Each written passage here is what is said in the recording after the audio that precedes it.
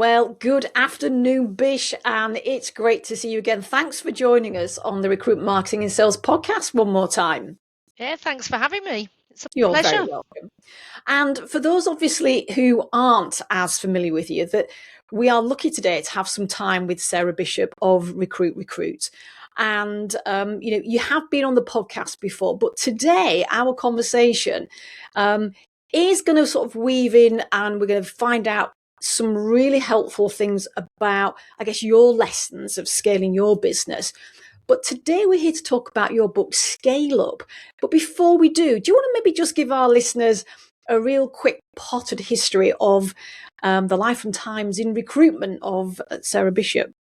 Okay, so high level overview is I'm now a 30-year veteran. It'll be 30 years in September, actually, this My year of word. recruitment. Yeah, You're not old enough, my dear. Oh, bless you. It's a good moisturising regime, you charmer. So I basically started with a company called Extra Personnel, the staffing group, back in 1996 as a trainee. I went in as a commercial desk controller, and I was with them for about 13 and a half years, worked my way through various levels of seniority, and also it was very much a generalist agency, so hopped onto different desks, industrial, transport, skilled and tech, even pots and pans, as I used to call catering. Wow. And for about the last 4 years with them, I was their head of corporate sales and public sector division. And then in 2009, I started Recruit. And the rest, as they say, is history. Is history. And when I was thinking about, our conversation today, I guess, and I know I've not mentioned this to you, but I guess my first question really is, what made you decide to put together this great little book? To be honest, some real gems in here. If you've not read it, everybody out there, then definitely one to pick up. But what gave you the idea and made you decide, I'm going to do this? That's a really good question, actually, Sharon. It was a mixture of things, and one of them was, obviously there'll be a lot of recruiters listening to this. So you speak to people that are at various stages of building a business, whether it be from startup through to well-established businesses and big corporates.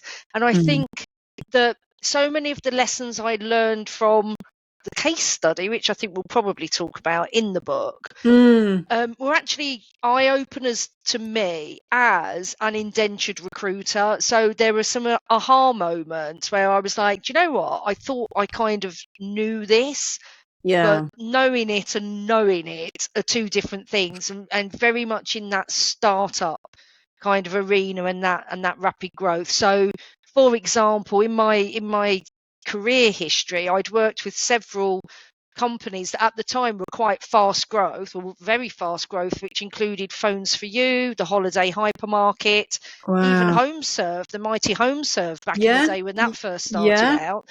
And that was very much when I was employed, part of a larger team, and the recruitment, even though it was large volume and they were scaling at pace, it was quite homogenous. So it was back in the day when the mighty call centre was the thing, wasn't it? So we'd get loads of bookings, but it'd be like, right, we need 15 call centre people, 15 call handlers, call operatives, perhaps a team leader.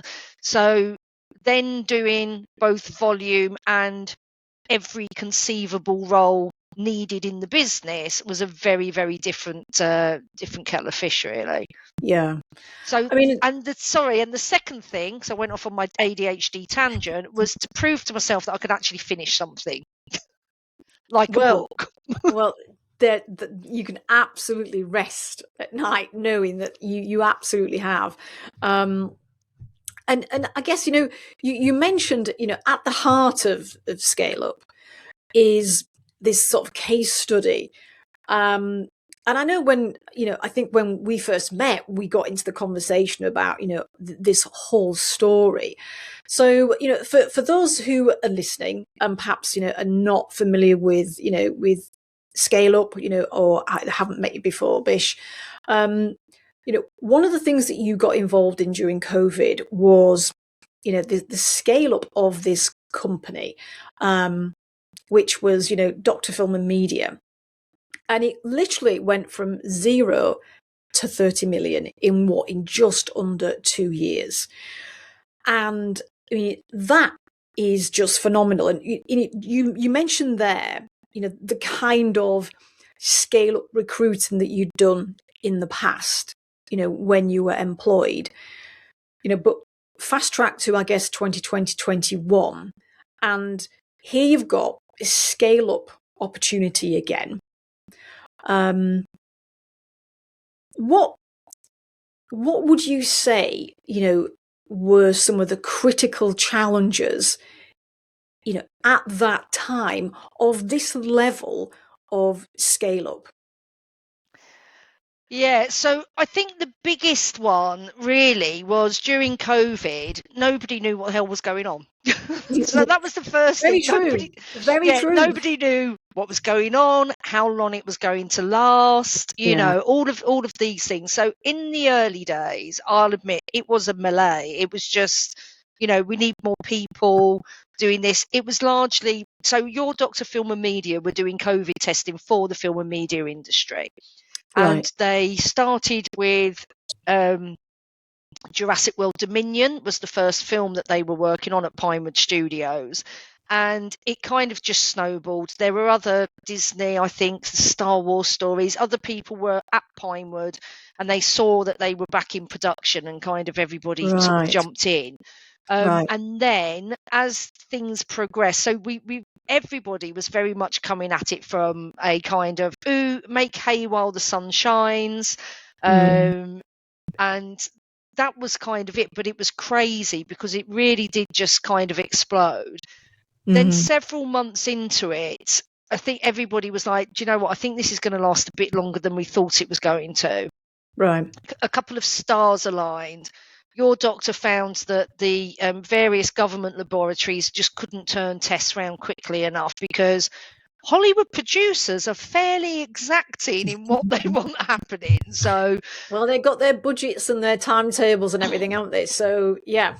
Yeah, because really, if you've got enough money, problems can go away if you've got enough money to throw at it as well. Yeah. So basically, your Dr. Film and Media then took, I think, the very prescient decision to start their own lab. So they built their own labs as well. So we also ended up finding biomedical scientists. We found a head of science who miraculously got them ISO accredited like in a matter of weeks, which was crazy.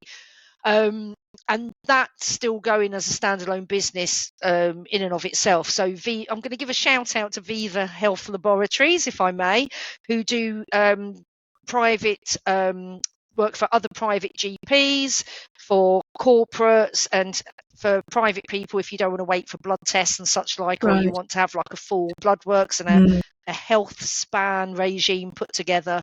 So they're still going, as is Time, which is like the private GP side of it, which does the kind of medical side of it, and then the diagnostics are done by Viva Health Laboratories. So 2 new businesses also sprang from this. So can I just pause you there then? So thinking about it, so there was this original business, and then you've got other businesses that are evolving to solve, I guess, problems that were coming up for business one. So how did you convince Peter Watts that it would be so easy, wouldn't it, to have approached it in a classic kind of way when speed is of the essence to do, skill-based hiring and we just need to get people in. So how did you convince him that actually taking a more strategic approach to hiring was really what would allow this business, the original one, to scale that resulted in the others? Yeah, I mean, to be honest with you, I can't really take any credit for that, I don't think, because so first of all, the founding members were Dr. Ricardo de Cufa, who's actually the brother of a very good friend of mine, who also just happens to be an amazing chief people officer. Vanessa, I've known for years, Vanessa de Cufa. She's so she was kind of overseeing a lot of the HR and transformational stuff kind of from a distance at first, again, because nobody knew what was going on. But she introduced me to her brother and Pete. And Pete has had a lot of experience with startups, particularly in medtech and various different things. And so I was introduced to them primarily because Vanessa knows that I'm a good recruiter, but also because she knows I just know everybody. Okay, it's a running joke for a lot of my friends. Vanessa calls it the 6 degrees of Bish, right? So she basically said to Rick, if this goes, and Pete, if this kind of goes the way I think it could, you're going to need to be drawing in loads of different resources, and you're not going to have time to pick and choose where to go. So that was kind of the first step in. Yeah. And then I was really fortunate in that they kind of trusted me. We got on very well very early on. I really do put this down a lot to my autism and ADHD, right? I find really super complex, chaotic stuff. I can look at it and go, right, yeah, we just need to do this, and get this person in and do this, that, and the other. And everyone's like, how can you see that from there? But like, give me a simple task, and I'm like, I don't really know where to start with this. So they trusted me. They allowed me to really get into the DNA of the business as well. So, we were on site. We were in down in the at Pinewood Studios and Bray Studios. We were in the offices when they bought offices. It was kind of access all areas. And they also included us in things like board meetings and strategic planning. So Vanessa was very much the sort of head of starting to get a strategy together. When the decision had been made that, look, we need to just stop reacting. There's a longer term business in this, regardless of what happens with COVID. So let's start building a proper business rather than just running around doing little stuff. So Vanessa was very instrumental in that. But like I say, I was really lucky in that they allowed me to do my job to the best of my ability. They allowed me to shine, basically. So. And I mean, I guess just picking up on that then, that, okay, so there was a long-term goal in mind with this business. And yet, within that environment, as COVID was at the time, which was when the business, was in its inception, how did you handle, I suppose, the idea of, how do you hire for roles that you don't know are going to exist yet? Does that make sense? Yeah, again, the stars aligned a little bit, Sharon, to be honest with you, because our very first brief was literally, we need kind of people to interface with the clients, which was largely producers and directors and crews and things.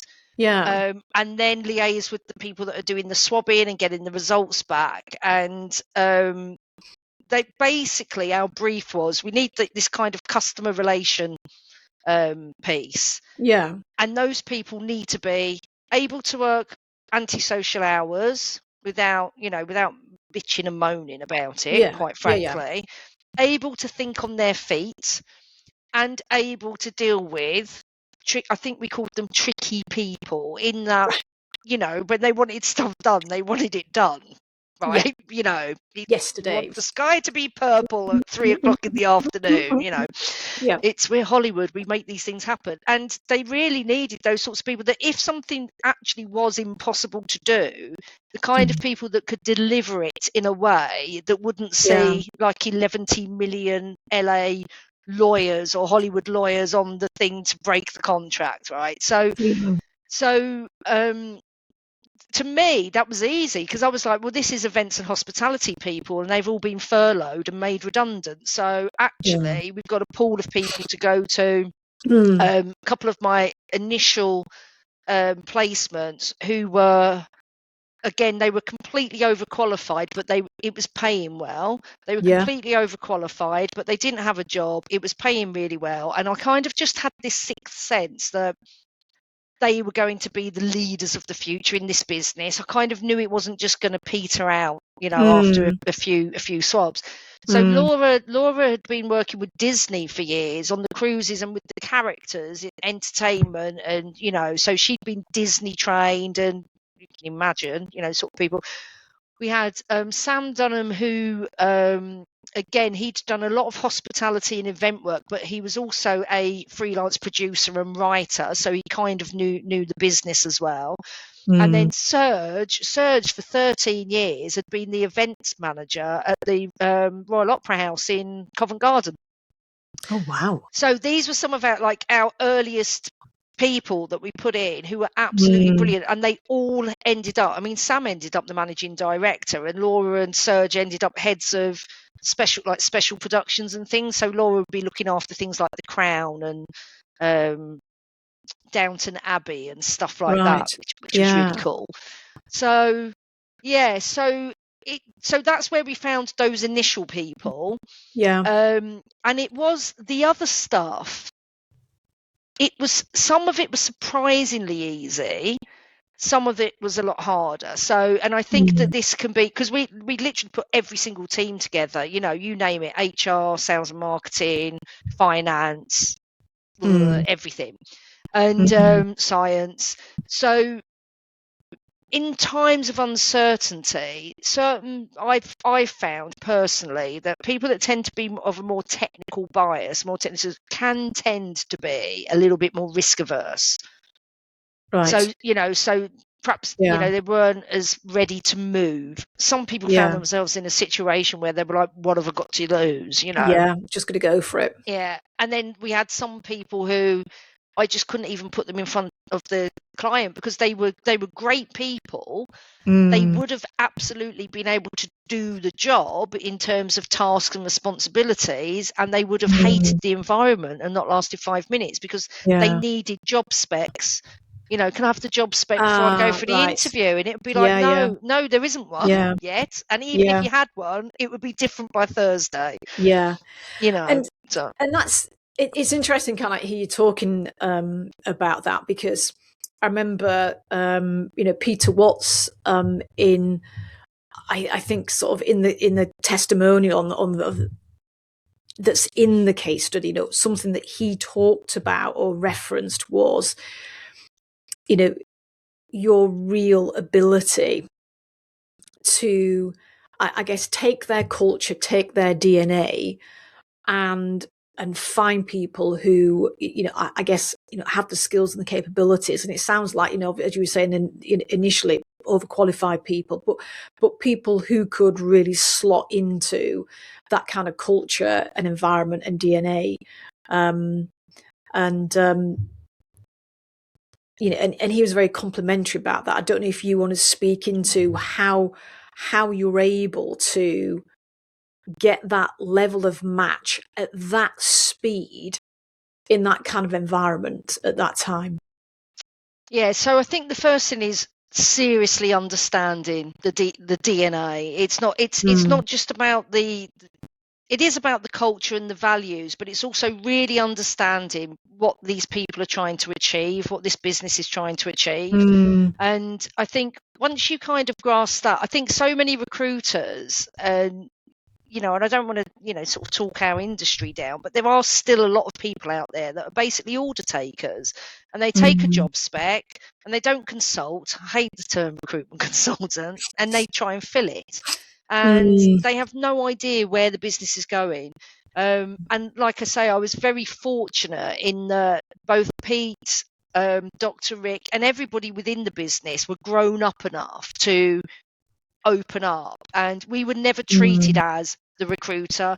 We never had any of this, he's too busy to get back to you with feedback, because I'd be like, I nearly said the word I promised I wouldn't say at the beginning of the podcast, because we can't work at our best like that. So, so very, as I've got older and, and menopausal and couldn't give a rat's bottom as much, I can pick and choose who I work with to a certain extent. And it's really lovely to work with people that will work with you on an eye level, because then you really get to show what you're made of.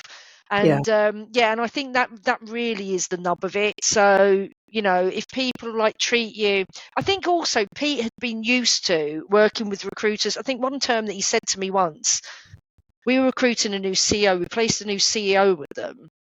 And I think his term was, it's so nice to work with a recruiter that you don't feel you need to arm yourself with a wooden stake and cloves of garlic. Oh my God. And I was like, you must have had a really bad experience. And he was like, we use all the London big names in all my other projects. And I was like, well, perhaps you shouldn't. So, and I think then the other thing as well is that I collaborated. I haven't got great networks in all sectors. I'm rubbish at interviewing IT. Oh, IT department as well. I'm rubbish at interviewing IT. Kerry Greenland, I think, did most of the IT people for me. So I collaborated. I'm very fortunate. My niece had her own rec to rec for years. A good friend of mine, Claire, who we still work together, Claire Paul, we still collaborate. Kerry was on the case for stuff, and we farmed it out. So, so the right people, we're interviewing the right people, because I can't have that level of detail with an IT person. When I ask them a question, they tell me everything that they have to do. I want to shoot myself.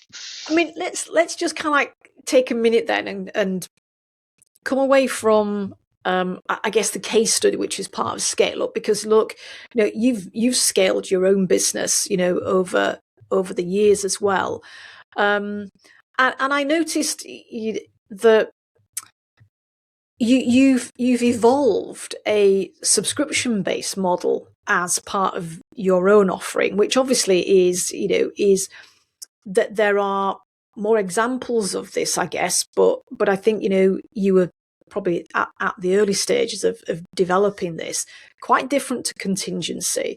So, what drove you, I guess, initially to look at and offer this subscription-based way of working?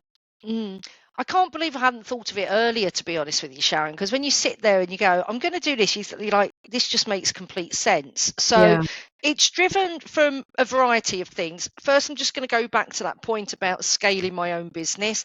I haven't scaled my own business anywhere near as well as I've helped other people scale their own businesses.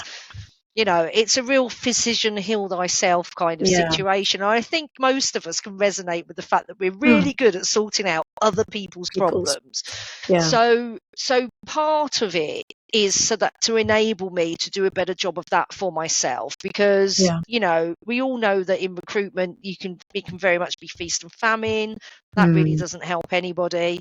So it was, from just a commercial point of view, it just makes sense to have kind of regular revenue coming in. But more importantly, it does allow reactive recruitment actually isn't that efficient. And it's not, it's even if you've got a fantastic recruiter who finds you really brilliant people, you've still got that start, stop kind of mentality.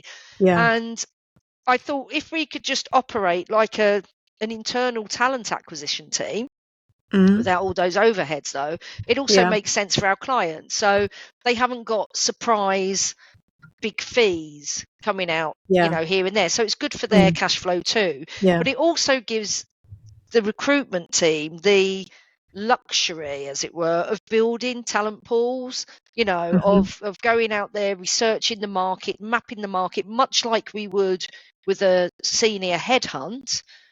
But so that we've, so that we're doing a proper job of it, and they're getting a proper job of it. So people are getting into their business. I mean, if you just want someone who can do the job, that's fine. Contingent recruitment will probably still satisfy that need. But if you want to know you've got the best or one of the best people in that field on your team, then that's where you need to do it a little bit differently. I think, and it not just be someone's handed their notice in, we're at capacity. And I mean, in terms of that model as well, just think about our industry and how it's evolving. I mean, obviously that's a model that that you've seen work really well for scale up? I mean, do you think is it limited to that scale up model, or is it an offering that actually is applicable, to organisations that are not necessarily in that massive scale up mode, and they're looking to grow, but maybe the speed of that is a little slower with what is going on at the minute. Yeah, absolutely. So when I initially thought of doing this kind of a model, because I'm not the first, there are a few out there, but you're right, there's not very many. When I first thought of it, I then started Googling and thought, oh, there's a few people actually already doing this. So, I'm not a genius. I just obviously, came up with it, or I may have even heard of it somewhere, in my subconscious. But anyway, so initially it was very much going to be geared towards startups, particularly people that have got seed or second phase funding, who are looking to do a relatively substantial scale over a relatively short amount of time. Mainly because that's the playground that I love playing in. I mean, it brings me immense joy to go into that kind of chaos and feel like you're a real part of the team helping it to grow. So I love that.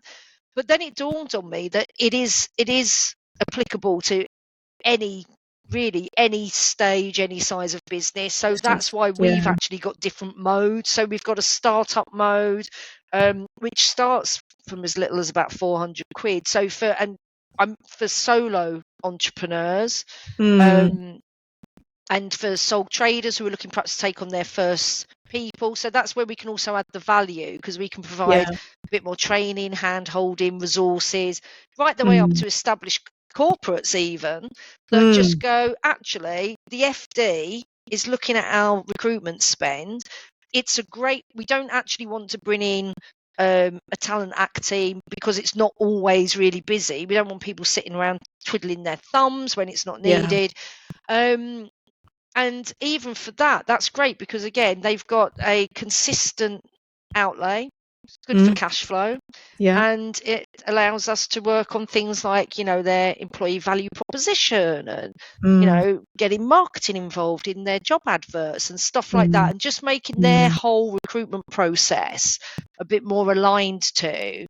I'm sure you've heard the stories. I certainly do. And I've seen it myself, that you're recruiting for an amazing business with great people in it, and they lose really exceptional talent who would be brilliant for them because their recruitment process, quite frankly, is a shit show. And people think, it's that how you do anything is how you do everything, isn't it? And we're all guilty of it sometimes. I'm not whiter than white, but it's, so if we can help people to get that sorted and iron that out, and it not be an afterthought or I've got to drop everything because I've got to recruit now, then for me it makes perfect sense. No, absolutely. And I guess, just talking about, let's say being able to be in a position where you're not doing that, you're not losing that talent, but actually you're getting those real gems of people. In the book, you talk about I think it's just an example I want you to share with our audience, really, because with that level of scale up over that period of time, was there one critical hire that really took the whole project and the business onto a completely new level? Was I mean, it could be one, it could be a couple, but were there some real critical hires that made a massive difference? So I think I would have thought I was going to say, ooh, the new CEO. And I'm not sure that it was a great hire, but I'm not sure that actually had as much impact as others. The first 3-4 people that I spoke about earlier, they had an incredible impact in the business, because not only did they absolutely handle stuff when nobody knew what was going on, they then stepped into and became people that, managed teams, were involved in so many different things. But I think one of the critical hires that we made was actually Katie, the director of HR. Right. obviously, Vanessa had her own job, so she went off to do her stuff. But we had recruited an HR manager, Mandy, who was absolutely brilliant, and we hadn't anticipated that the needs of the business would change quite so quickly. Right. So one of the things, and I do say this in the book, one of the things that is critical, I think, when you're rapidly scaling, is that you identify which roles you might be better off actually either outsourcing or getting an interim in.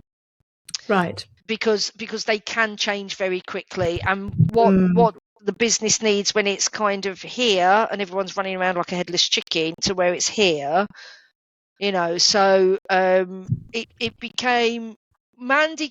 We brought Mandy in because we absolutely needed her. They didn't even have CVs for the first 5 hires, because I was literally just throwing the people at them and saying, right, they're going to come and be swabbed on Tuesday and they can start on Thursday, so it was kind of crazy. So Mandy was absolutely brilliant at doing the transactional stuff, helping to get like policies and procedures in place. But very quickly, it was like, we really need a strategic head on this. So, and that's why one of the things that I advise people is to look at higher ups rather than a lot of founders kind of, take on minions first. And I don't mean that in a derogatory term, but a lot of people, bring in operational staff thinking it's going to take something off their plate, but actually it just creates a lot of direct reports at the time when you've least got time to deal with them. No, absolutely.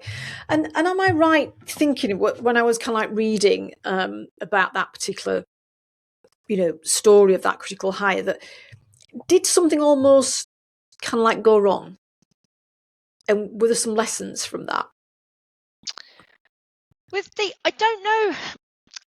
don't know if I'd say it actually went wrong, because obviously from just a compliance point of view, it needed to happen, right? Did it stall things? It may have perhaps slowed things up a little bit. But the other thing I would say is that the particularly Pete and Rick, and they were so willing to jump into holes when it was needed. When Pete was still the CEO, I can remember walking into the head office one day and he was emptying all the bins, and I was like, aren't you overpaid for that? And he was like, everybody else is busy doing more important work for our clients. So I think we were kind of almost lucky that it didn't, because also there was Vanessa there in the background as well to kind of draw from as well with her expertise. Not everybody's going to have that kind of fail safe. So I do think that had it been a different business with different people around, there is a massive danger that you could, you bring in a critical hire at that stage and you get it wrong, really not good. No. At best, it's probably going to stall you a little bit. At worst, I think it could, potentially be sayonara for the business, Yeah, no, absolutely. So let's just kind of like talk a little bit about, go back to talk about you and your business, because your background. I remember this from our first conversation. You sort of started off in the car sales world before you joined recruitment. Am I right on that? Yeah, absolutely. That's good. Thank goodness for that.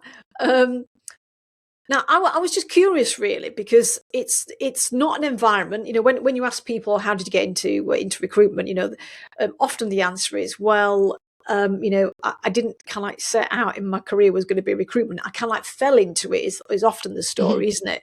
But what I was curious about is, what were you able to bring, and what did you learn from that environment that you brought into recruitment that's really helped you over the years? Yeah, so I'd left uni with like an environmental science degree, which wasn't very useful in the 90s, and a massive student debt. So my dad had car yards and had also run dealerships when I was a kid. Ah, So that was why I did it. I was like, right, right. I'll get a sales job, I'll earn commission. I'd had some sales training. I'd worked in shoe shops as a Saturday girl in the West End up in Oxford Street. So I'd had really good sales training. Yeah, and it was really, I did it absolutely for the money and because I kind of Mm. knew cars, right? That was Mm. absolutely what it was all about. Um, but I think one of the things that I learned, not just from the car trade, actually, very much when I was working in the shoe shop, and also very much, I'd realised this in hindsight, being ADHD and autistic, very much from being the weird kid. Right? Some Right. would argue the still weird adult, right? So I think that for me, I think the best skills that you can ever bring to recruitment are understanding human behavior, Mm. psychology, being interested in people, having that. I've got this kind of hyper curiosity. So I think wanting to understand people, what they really mean when they say, because Mm. that stands you in really good stead from a sales perspective, when you're Mm. interviewing people, when you're building rapport with your clients. Mm. It just in life in general, it's a really good skill Yeah. to have. But I think that is the main one. And in fact, it was just cold hard sales experience that extra personnel were looking for at the time. I think they had 2 or 3 branches and were like super entrepreneurial. And they were very much gunning for people who came in and said, Mm. I want to earn a lot of money. I can remember being told, if anybody sits in an interview for a recruitment consultant, and when you ask them why do they want to get into recruitment, they say, I want to help people. We were told to decline them. Right. Right. Back in the day, right? Back So it in the was like, we day. just want people who want to earn money. Yeah. So Yeah. yeah, but I think that curiosity and learning what makes people tick. Yeah.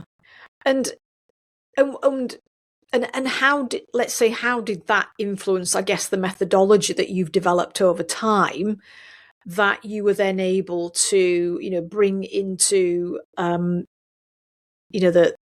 the 30 million pound scale up, and what you talk about in the book.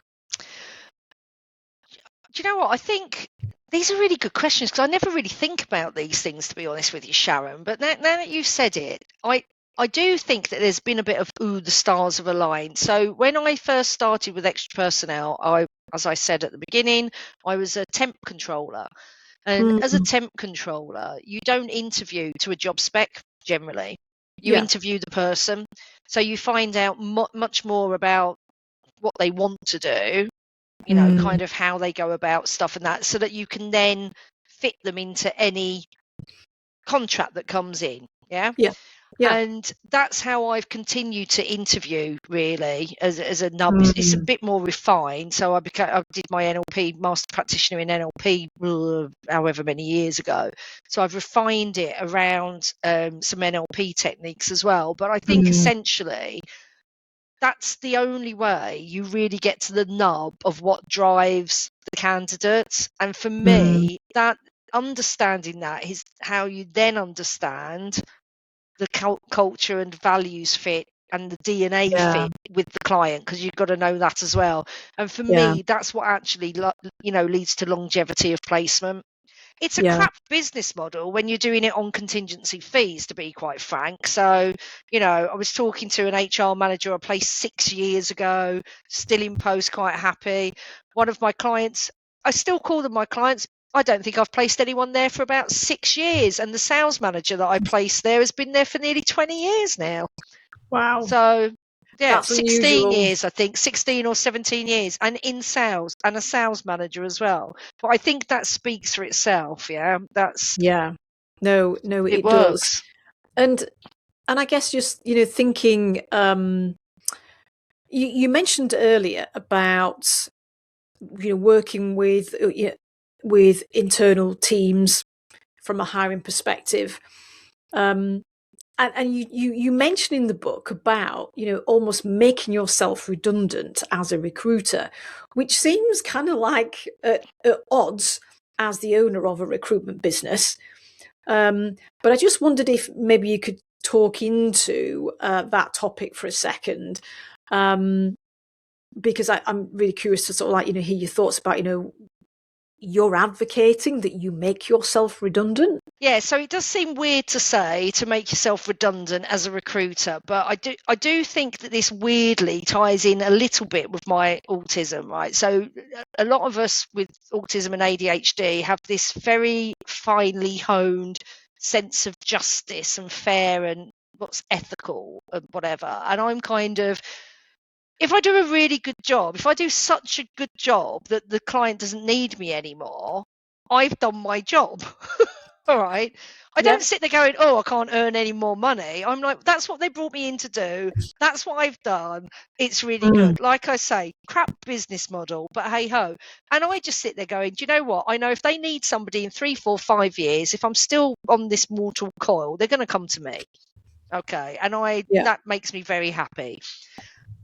I did write that and said that before we had the subscription-based model as well and the recruitment as a service. So actually now that could dovetail in, because not everybody wants to have their own, I'm going to say HR and recruitment function, but actually a lot of HR hate doing recruitment and they haven't really got the time and resource to do it either, because they're trying to keep on top of all of the people doing the peopling and the compliance. So so I'd still stand by that, even though it's a stupid business model. However, we have now also got an alternative because we've got this subscription model. Yeah, cool. All right. Now, something that, again, I notice is, when you talk about your approach, how marketing-led your approach is. Well, obviously we work with you guys for our marketing, so a lot of that we can thank you for. We're still trying to improve on our marketing. I don't think we're brilliant at it, to be honest with you. I think we're pretty good.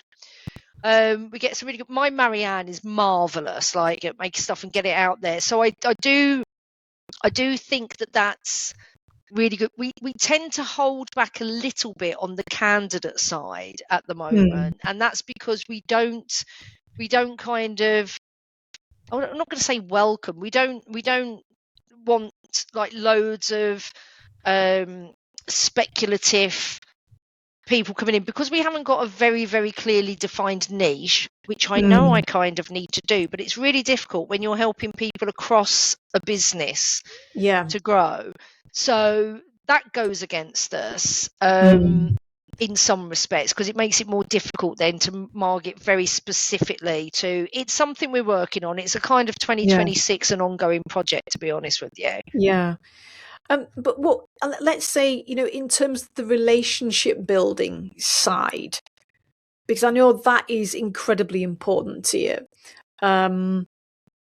You talk about, recruiting through relationships and everything.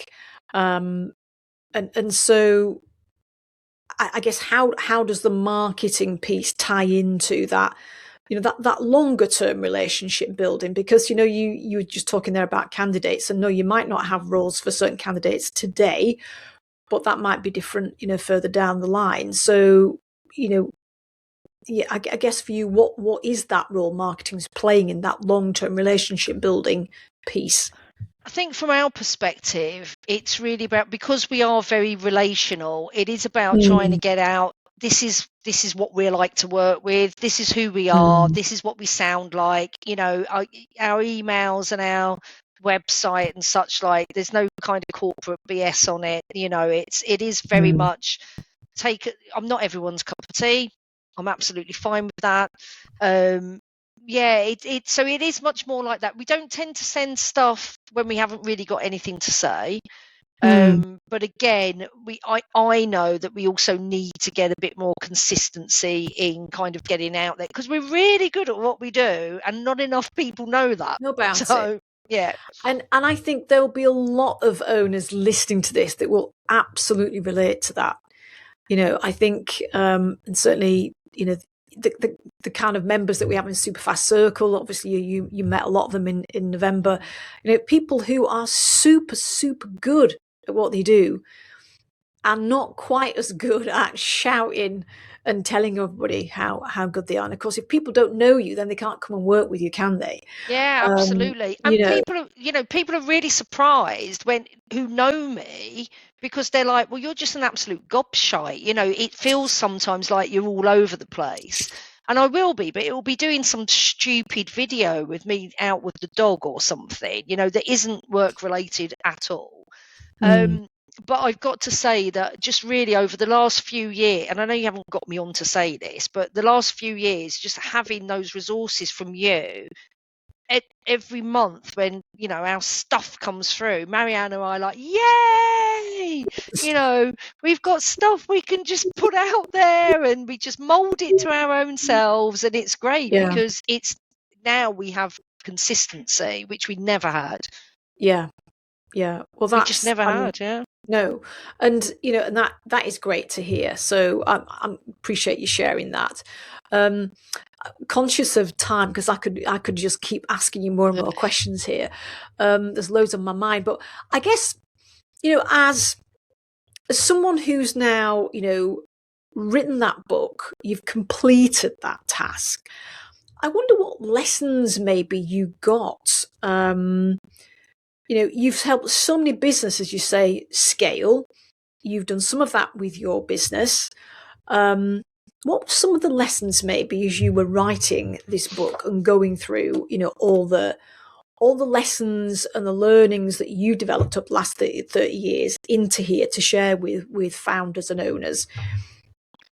What are your main ones that maybe that you could share with listeners today? Biggest one, take my own advice. Right, so to actually do what I tell my clients to do or advise my clients to do. Yeah. I think also just getting back to real basic principles. I do think we tend to overcomplicate things in life, let alone in business. And as I was Mm. writing the book, I was reminded of the E-Myth by Michael E. Gerber, and one of Oh the yeah. things that I took from there that I read a billion years ago, it feels like, Mm. is just to sit down and sketch out the organization chart of the size of business that you want, not the size of business that you've got. And then Mm. that's a really good visual aids then to look at. You can then start having strategic conversations, even if only with Mm. yourself, Mm. about what's going to move the needle, Yeah. who to look at first where. So that Yeah. was quite a big learning.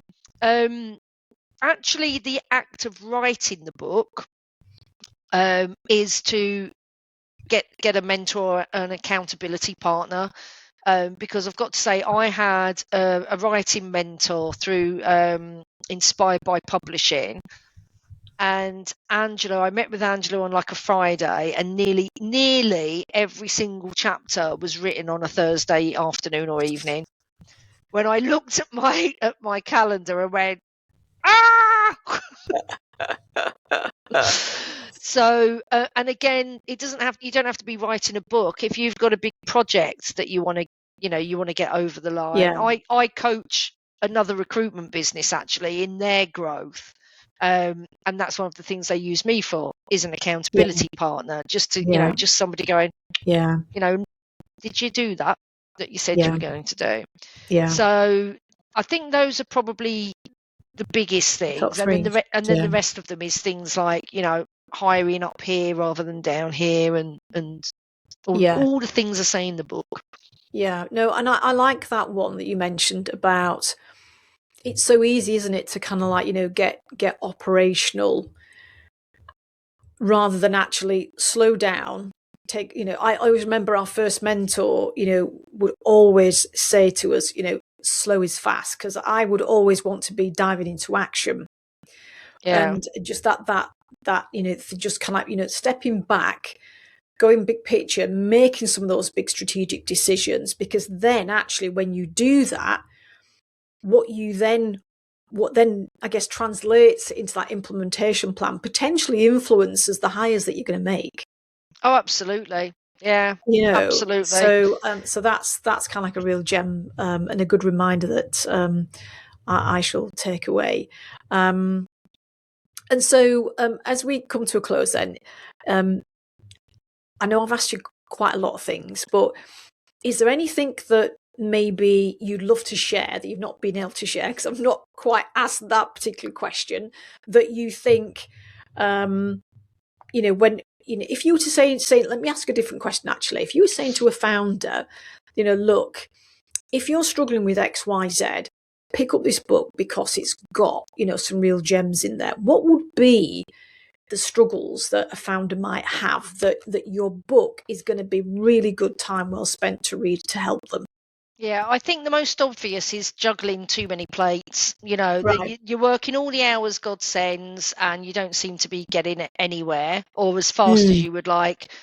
Second alarm bell for me is if you find yourself walking around saying either in your head or sometimes out loud, like, what the hell's wrong with these people? Why can't they just understand what I want them to do? Like you feel like you're speaking another language or something. Yeah. Because that can indicate that you've got the wrong people on board for starters. Not Mm. not always, but there's a communication piece in there. Yeah. But I think the biggest sign really is when people are trying to juggle too much, or they've started to build a team and they've got a fairly sizable team, but they're still getting pulled into all of the things. And that's Yeah. because they haven't got any seniority in their team.